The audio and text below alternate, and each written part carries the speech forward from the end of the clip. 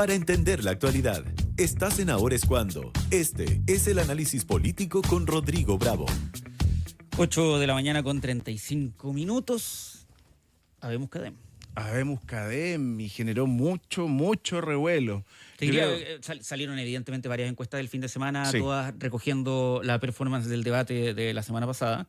Pero Cadem le ha gustado particularmente a Chile Vamos. Sin duda, yo conversé con algunos personeros de Chile Vamos y creo que esta semana no van a abrir champaña, pero van a abrir una chicha o un terremoto, lo deben estar preparando ya porque incluso algunos hablaban de adelantar los pies de cueca para los próximos días. ¿Por qué decimos esto? Porque Evelyn Matei no solo logra un alza considerable en la última encuesta, considerable si uno lo ve desde las últimas 3 semanas, porque hace 3 semanas venía estancada por 3 semanas anteriores con 14 puntos de evaluación de la ciudadanía ante la pregunta cerrada de por quién votaría en esta primera vuelta.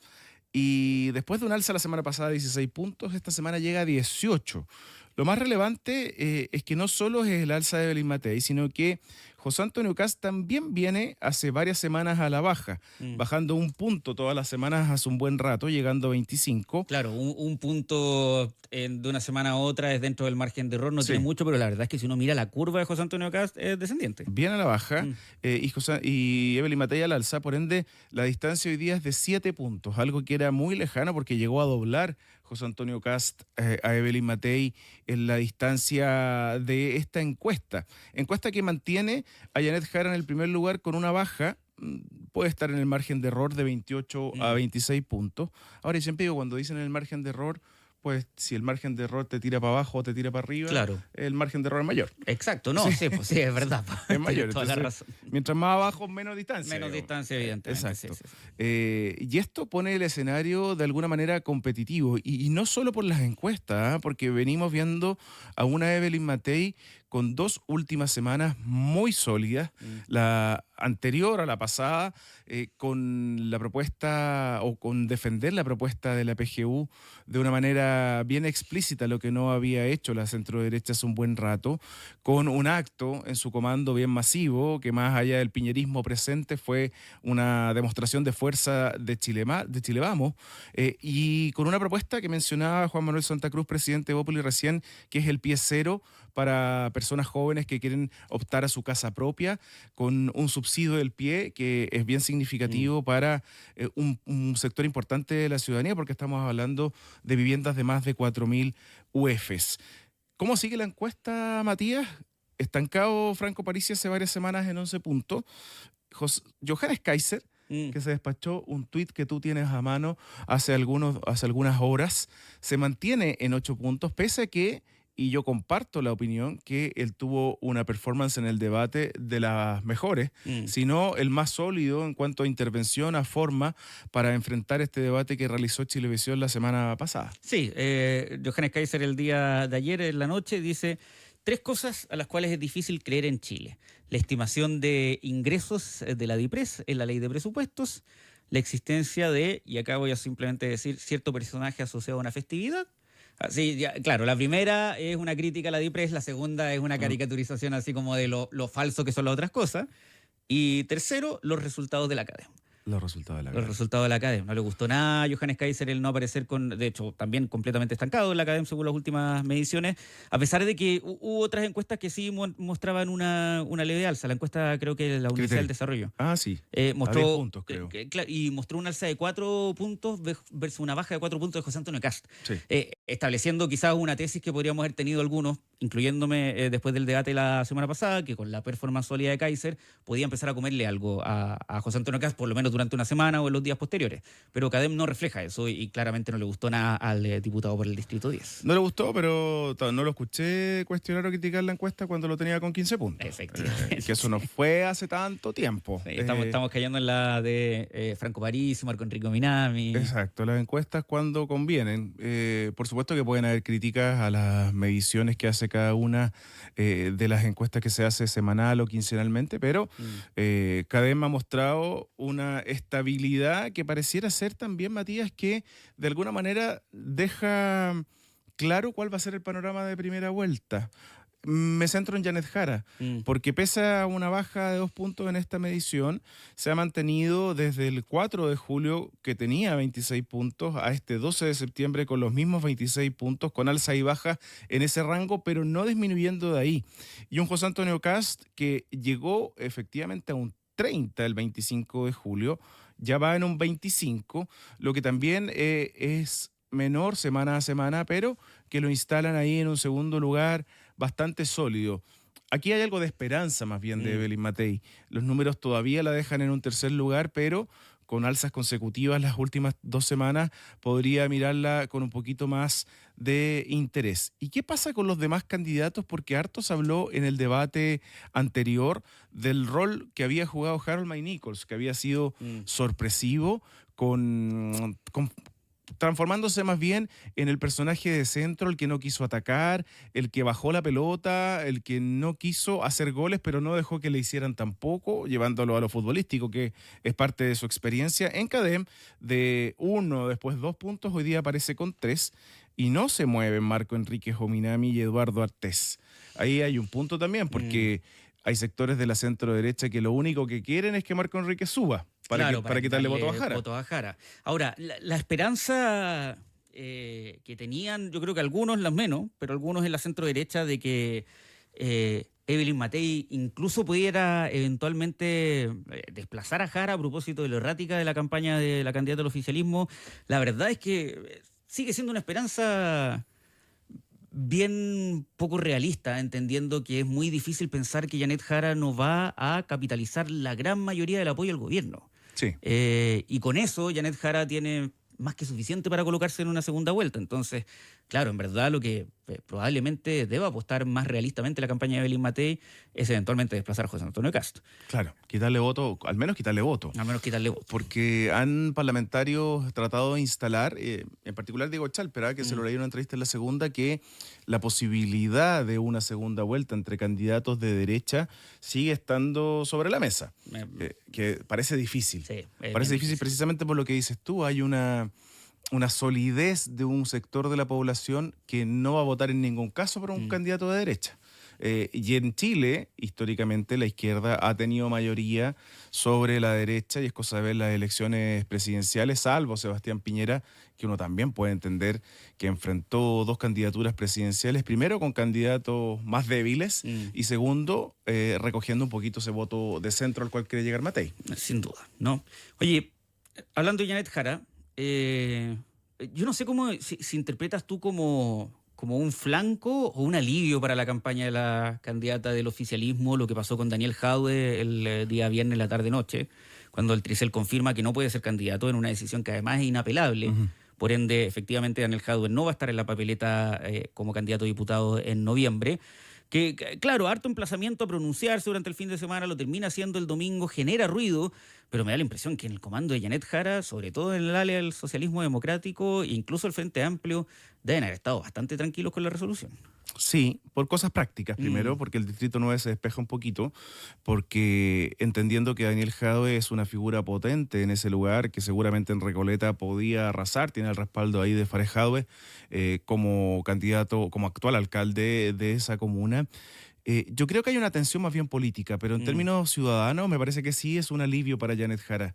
Se descomprime de alguna manera ese fantasma que se llama Daniel Jadwe a su candidatura, porque no es cualquier figura dentro del PC Jadwe. Es una persona con votos al interior de la colectividad, con un respaldo bien explícito a su situación judicial en defensa de él, de Bárbara Figueroa y de Lautaro Carmona, que instalaba el tema de vez en cuando. El fantasma está en que Daniel Jadwe después de esto se convierta en un opinólogo de la campaña y que de vez en cuando le pueda hacer algún rajuño a esta candidatura de una Janet Jara que, lo veíamos en las encuestas, baja un poquito, pero se mantiene estable por sobre los 25 puntos. ¿Qué pasó el fin de semana? Que, adivina dónde, en Radio Nuevo Mundo, Bárbara Figueroa dijo: aquí lo que ocurre es que no hay solo una violación del derecho particular de Daniel, sino que también hay una violación al pleno ejercicio de una sana democracia. En contrapunto a lo que Janet Jara finalmente habló a la salida del Te Deum evangélico, hay que respetar lo que los tribunales han determinado, dijo. Como había señalado con anterioridad, a mí me parecía mucho más aconsejable que se dedicara a su defensa. Eso lo había dicho en agosto. Entonces, claro, se cumple una premisa que ella había instalado. Lo había dicho acá en el matinal Mucho Gusto, esa frase que sigue rebotando. Y creo que la distancia con la directiva tiene más bien, como te decía, una lectura política que va a estar en el debate y en el análisis seguramente de nosotros, pero no creo que a la ciudadanía le provoque una baja en la adhesión a ella, y creo que también puede ser, si es que se veía como un fantasma, se despeje finalmente. Sí, más que nada va a ser la tensión una vez más con el Partido Comunista y quizás ni siquiera de la candidata, que ha existido siempre esa tensión. O sea, más que no vaya a existir, es que no es noticia la diferencia entre Janet Jara y su propio partido, sino que, claro, hoy día puede haber algún cruce de declaraciones entre sus otros voceros, dígase Erika Edu, Ricardo Lagos Weber, aunque la manera fácil de salir jugando es decir, los tribunales fallaron una cosa y listo, se acata. Claro. En vez de seguir entrando en la naturaleza de si correspondía o no correspondía llevar a Daniel Jadue en un primer lugar como candidato. Vamos a ver si esto lo sostiene el PC también. Hay reunión del Comité Estratégico hoy día en el comando y adivina cuál va a ser la pregunta. Sin duda esta. Entonces, claro, el tema se mantiene arriba porque además el Tricel tiene otras cosas que resolver, que es la situación de Jimena Rincón y de Miguel Ángel Calisto. Entonces, el foco va a seguir puesto en las resoluciones que este tribunal termine por tomar en los próximos días, y con eso revive lo de Daniel Jadue. Me da la impresión que si hay consistencia, el Tricel debería bajar la candidatura de Calisto también. Estamos entendiendo que también tenemos un candidato formalizado, actualmente desaforado, a la espera obviamente de una confirmación, pero está en una situación es bien similar, judicial. Es decir, está en una situación judicial ya formalizada, o sea, es complicado. Oye, esta es una semana que es bien simbólica en un sentido más allá del hecho de que hay poca gente trabajando y tenemos un fin de semana largo de XL, sino que esta fue la semana que hace exactamente un año marcó el fin de Manuel Monsalve. Si bien nosotros nos enterábamos de la acusación y la denuncia en contra de Manuel Monsalve durante la semana del 18 de octubre, a propósito del aniversario de los 5 años que se vivía el año pasado, el presunto hecho por el cual es acusado Manuel Monsalve ocurría en la Semana de Fiestas Patrias. Y es ahí en donde viene además el hecho que agrava la falta, que incluso si es que la denuncia eventualmente termina desestimándose, pero el hecho de que Manuel Monsalve no llegó ni siquiera a la pauta de balance respecto a las situaciones de seguridad en Fiestas Patrias por encontrarse con las consecuencias de lo que fue esa noche, al parecer, de consumo excesivo de alcohol y que, según él insinúa, quizás incluso de alguna droga que se le haya administrado de manera involuntaria. Lo digo porque es tan simbólica que salió la primera entrevista a Manuel Monsalve a un año justamente de que presuntamente hayan ocurrido los hechos este fin de semana en el diario La Tercera. Golazo de La Tercera y de Gloria Faúndez en particular, la periodista editora general de La Tercera que entrevista al ex subsecretario del Interior. Y si nos vamos, por supuesto, a lo judicial, él asegura un error en la situación, pero más bien encasilla el error en haber tenido una relación con una subalterna. Claro. Pero desmiente cualquier hecho delictual que haya existido en todo este proceso que hemos seguido minuto a minuto sobre un buen rato. Estaba de alguna manera contenido para La Moneda una crisis que amenaza con estallar cada cierto tiempo, porque por supuesto la envergadura de lo que ocurrió en ese momento es tan significativo que la ciudadanía y el propio gobierno ve como una amenaza constante que pueda estallar.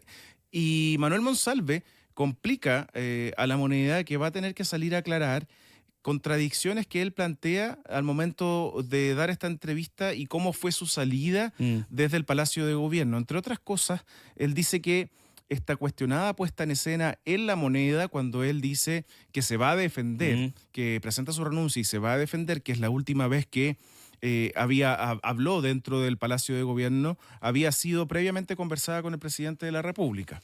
Eso ya es un enredo que seguramente La Moneda va a tener que aclarar. La versión oficial del gobierno era distinta. Además, también cuestionó la falta de equilibrio para enfrentar esto y la presunción de inocencia que, creo yo, se respetó en un momento, siendo un error del gobierno haberla puesto sobre la mesa. Haberla respetado demasiado, ¿no? Exacto. El mismo presidente en esa conferencia nefasta de 50 minutos, en donde trata de referirse al caso de manera súper errática, dice: acá hay una denuncia, pero no una persona culpable, ¿no? Parafraseando un poquito, que después lo obliga en otra instancia a decir: a las víctimas se le cree y yo le creo. Exacto. Y el gobierno ha tomado distancia. Ayer se le consultó a Camila Vallejo, a Álvaro Elizalde, y están tratando de dejar este conflicto en sede judicial, pero por supuesto que tiene un entuerto político que va a seguir durante la semana. Sí, igual una reflexión final, más allá de estas nuevas contradicciones, me parece que lo que dice Manuel Monsalve en esta entrevista, no hay particular novedad a la declaración que el mismo diario La Tercera había filtrado que hizo la Fiscalía. Cuando le preguntan sobre la sucesión de los hechos, sobre la relación con la víctima, sobre qué conversó con el presidente, me da la impresión que es constante y consecuente con la declaración anterior que él había realizado. Entonces, en materia así como noticiosa, evidentemente de que él hable ya es una tremenda noticia y un golpe importante del diario La Tercera. No sé si aporta más a lo que ya sabíamos del caso Monsalve, independiente de comunicacionalmente lo complicado que es para la moneda referirse a esto una y otra vez cuando ya ha pasado más de un año. Exacto, pese a la importancia y lo potente del hecho delictual que se le imputa, las consecuencias son más bien políticas. Faltan 10 minutos para las 9.